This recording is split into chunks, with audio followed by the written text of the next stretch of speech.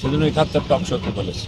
শুধু নেগেটিভটা তুলে ধরার চেষ্টা করেন। আপনাদের কাছে চাওয়া আপনারা লোকাল মানুষ, এখন আপনাদের কেন্দ্র এই চ্যানেল 24 বা RTV কেন্দ্রের হিসেব আপনারা করেন। আপনারা লোকাল আনার সম্পর্কে আপনাদের জানা আছে।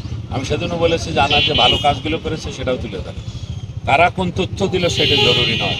এখন আমাদের রাষ্ট্র আওয়ামী লীগ সরকার ক্ষমতায়, মাননীয় প্রধানমন্ত্রী এটা দেখভাল করছেন। আমাদের সংগঠনের সেক্রেটারি ওয়াহিদুল কাদের ভাই, জয়েন্ট সেক্রেটারি বাহাউদ্দিন নাসিম এবং অর্গানাইজ সেক্রেটারি মুজাম্মেল হক, তারা এটা দেখভাল করছেন। তারা বলেছেন যে দিল্লি থেকে, ইন্ডিয়া থেকে একটা তথ্য আসলেই তার এমপি সাহেবের ব্যাংশের কোনো অংশ পাইলেই সেটা টেস্ট করার পরে আমাদের এখানে আসবে।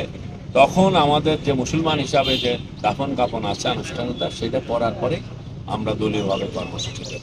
এখন লোকাল আওয়ামী লীগ, তার পরিবার, তার এই পৌরসভা আওয়ামী লীগ যা কর্মসূচি দিচ্ছে সেটা লোকালি দিচ্ছে।